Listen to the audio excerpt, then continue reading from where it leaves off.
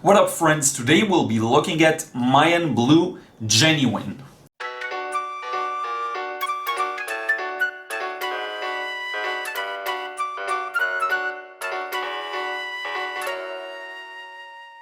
What up? Thank you for joining me in another episode of The Paint Show, and it's been a while since the last one and I was really looking forward to recording this one. And today I want to look at the Mayan Blue Genuine, a very interesting color. You've seen it recently in all of my blues video. I mentioned a few things about it that turned out to be rather accurate, so now we're just going to look more in depth into it. So this is a part of the Daniel Smith's Primatek Series. They say in their video on YouTube that this color was used, or a similar color was used in the Mayan people's murals and sculptures and things like this. They also mentioned this kind of looks like an indigo with a greenish tint to it, and I'm going to pull out my notes here, and it actually makes a lot of sense.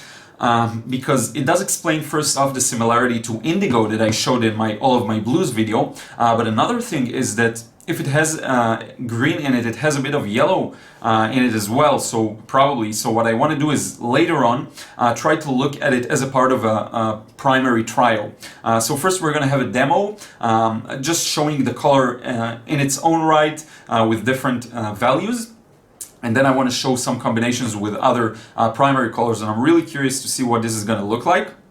Now, generally speaking, the pigment listed here is Mayan Blue Genuine. There is no specific pigment number because it's a part of the Primatek series. They say they use some kind of an old recipe of from the Mayan culture. I have no idea literally how they do this, how they produce this one. I couldn't find too much information online. If you do know of a source that talks specifically about that one, feel free to share a link in the description box, and if it's a good one I'll pin it to the top of the comments. A few more things like the general stats of this. So they say that it has excellent light fastness.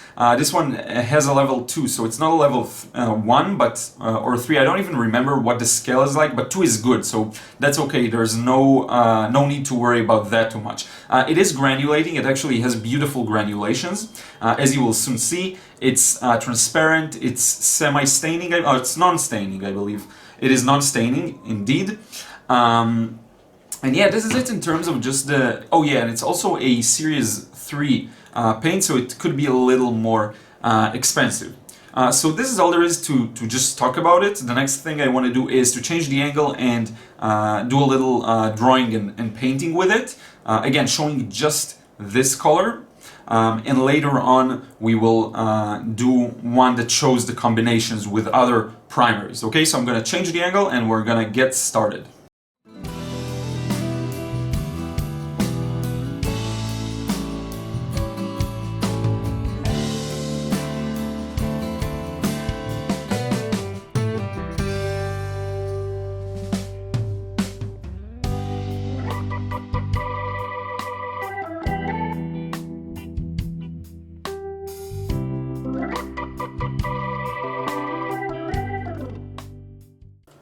Okay, so now I've got the drawing done, and I want to show you, this is the Mayan Blue Genuine. It dried up on the palette. I also have this batch here to the right.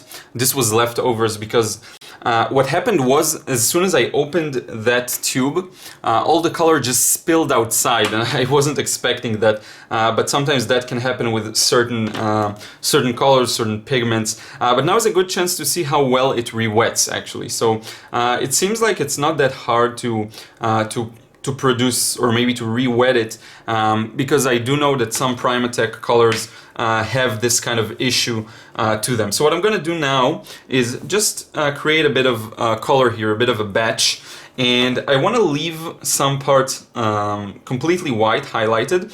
This is not going to be a narrated video at all, but I do want to...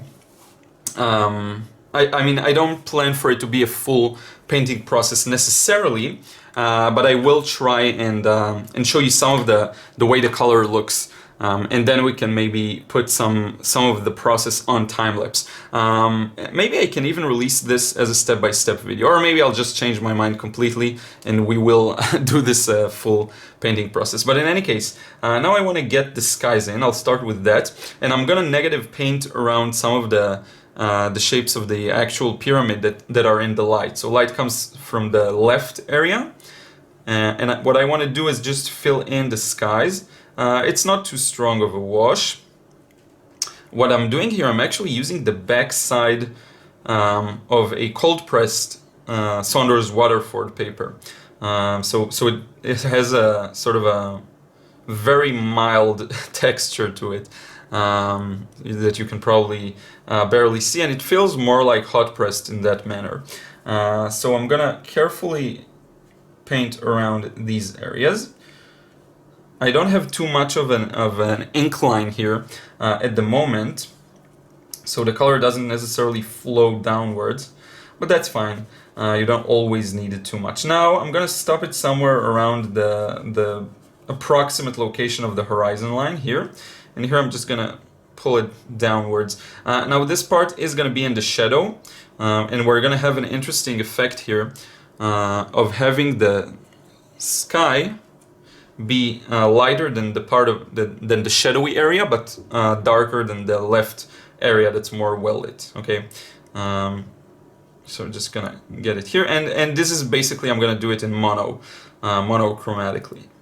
Maybe I'll just continue, and just for the sake of continuity, just continue all the way down to the bottom here. Now, there are many ways to go about this. I'm not necessarily going by the book. I could already connect this wash of the shadow here. In fact, let me go ahead and do this.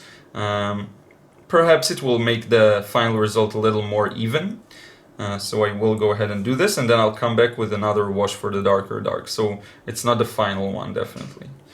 There's a lot of ways to do this, really. So now basically we have the whole thing covered in the Mayan blue, and you can see already that it does have a green tint to it. I really love this one, actually. So I'm gonna let it dry and then come back and start putting in some more shadows. Okay, so everything is pretty much dry now, and I can go ahead and I switch to a smaller size 8 brush. And what I want to do with this is start putting in some shadows, okay? So I'm gonna, it seems like it will take some work to get out a darker value, which wasn't the case initially when I started working with this straight out of the tube. So this may be a color you need to sometimes work with straight out of the tube, just so you know, it dries a little harder, as expected of the Primatek Series. Not too many complaints there. So what I'm gonna do is just start by working on the tiny indications of shadows here. So this whole right side should be darker, and you're supposed to see the significant difference when compared to the sky. Okay, now there are some highlights, but I'm gonna plain ignore those here, just because I don't think they matter this much in this size. But I will merge it with the shadow of these different architectural details on the other side.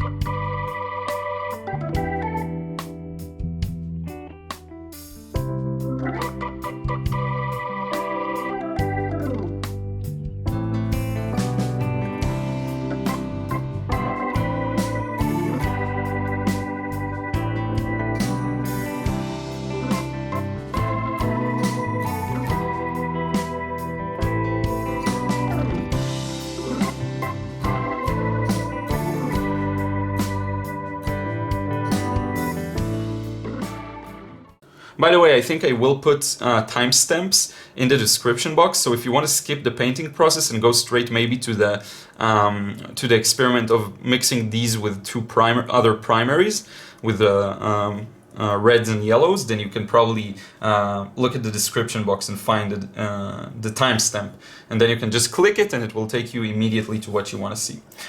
So anyway, yeah, all of the floor here is a little darker. Grass and trees and things like this can be much darker than you think in many cases.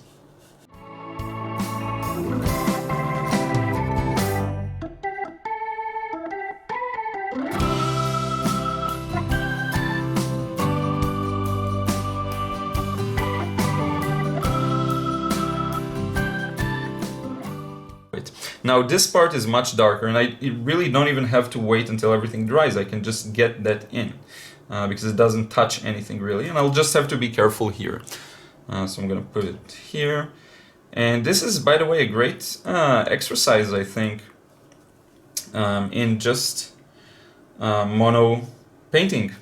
If you're trying to improve your basic painting skills and you just want a simple exercise, this is a good one. I will put a link to the original reference pic so you can work with it. I did a bit of a shabby job here with the steps, but that's fine. You'll forgive me. So in any case, there we go.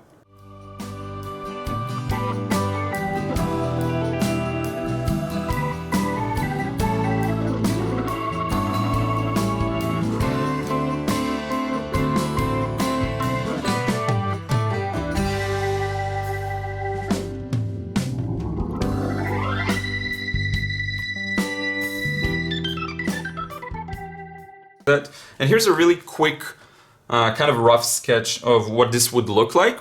It was really fun to work on and very simple mono work.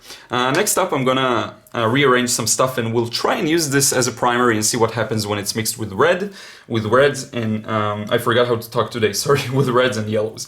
So let's do that. Okay, so now that you saw what this color looks like, I want to try out a few mixes. And I just did a few swatches showing what colors I'm going to mix it with. So just as a reminder, this is what our Mayan Blue Genuine looks like. I'm going to grab a bit more pigment here. Try to darken it up a little. It does require a lot of work to darken it up. Just because it hardens pretty much on the palette. This is what I like about schminke paints. Generally speaking, they tend to not be too hard on the palette, but to be fair, a lot of Daniel Smith's colors don't as well. So this is the Quinacridone Rose. It was really soft now that I did the swatch. Pyrrole Scarlet, same thing. Lemon Yellow, New Gamboge, these were all pretty soft as well. So it really depends on the color as well. So in any case, let's just give it a go, try a few mixes. I'm gonna start with the Quinacridone Rose here. So just to show you, you can see it here, okay? And this is a beautiful color. So if I just add it pure, and you can see it was a bit contaminated here. Here it's a bit more vibrant. And then I'm just gonna grab some of the Mayan Blue and mix these two together and just see what we get. So it's a really nice kind of dark purple-ish kind of color, very similar to what a phthalo blue mix would look like with this one, honestly. So nothing too crazy here, or maybe even an indigo, which I did in the past. So you can see the full gamut or the full transition here. So really nice. I'm gonna try out now with the Pyrrole Scarlet, and with this one I think you can expect them to neutralize each other maybe a bit more, maybe lead to a bit of a grayish kind of color. I don't know exactly why that will happen, but just intuitively, you know, after a while you start to be able to anticipate the result of specific mixes. Okay, probably should have cleaned my palette before doing this, but in any case, you can see it kind of grays it out, which tends to happen many times when you mix the Pyrrole Scarlet with a multitude of blues, honestly. So let's try and get it very dark just to see what it will look like. I think this is a good combo that has a potential of showing a rather dark result here. So in any case, this is what you get from these two.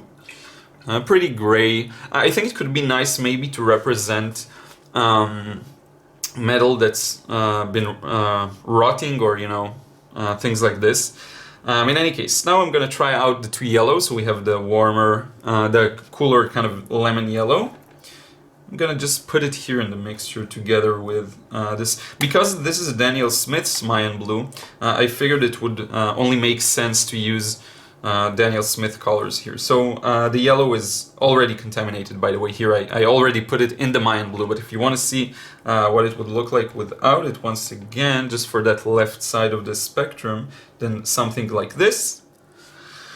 And when I add a bit more of the Mayan Blue, we get this, and it's really a beautiful It's not a combination I often do because I don't tend to use lots of cool yellows, but a really beautiful combination. Could be great for different foliage types, things like this. So really interesting. I don't know why I did this gap here, but anyway, let's take a bit more blue here. So a really nice result. And finally, let's try it with the warmer, kind of orangey new gamboge. So again, if we want to get a pure new gamboge, here it was a bit contaminated as well. So this is in its purer form. And if I'm going to add a bit of the Mayan blue, I should have cleaned my palette. But anyway, we're going to use this corner for that. So for this mixture, we get a bit of a more olivey kind of green. And this is one of my favorite greens, by the way. Maybe it could remind me of a sap green, though it's probably a bit different. But anyway, I love these kinds of greens that are a bit more olivey than these ones that are yellow. But all of them are beautiful in their own right. So anyway, hopefully this gives you an idea of what this color looks like when mixed with other colors. And here we have the Mayan temple as well. So a very interesting pigment, very interesting color. I'll probably be using this even as a primary. It has very interesting granulations. You can see them really strongly actually with this one. Let me try and zoom in a bit just so you can see the result here up close. So here we go, a better view of all of these. Beautiful, just beautiful. I'll probably use this as a primary color, as a blue. I feel like because I find so many beautiful combinations that work well together, I barely need to purchase new paints because I just tend to use the very basic palettes and it just does a wonderful job. So this is just a whole lot of fun for me. The greens are fantastic. Thinking back, if I would use them for the temple painting, it could be just beautiful. But in any case, this is it. I really hope you enjoyed seeing this color in action and learning a bit more about it. Let's change the angle now and wrap up this video. Okay, so friends, I hope you enjoyed this episode of the Paint Show, seeing the Mayan Blue Genuine in action, seeing what it looks like on a monochromatic minimal painting, I would say, and also the possibilities of mixing with some other primary colors. I really enjoyed making this episode for you. I am continuing to make this, to make these more episodes of the Paint Show. Even if I take a long break, I have a plan in mind and I have a lot more that I plan to do in the future, okay? So thank you so much for watching. Don't forget to subscribe here on YouTube. Also follow me on Instagram and Snapchat if you want to see a more zoomed in version of many of the different drawings and paintings that I show you here and some work in progress. This is a really good place to check that out. And this is it. I will see you again in another video really soon.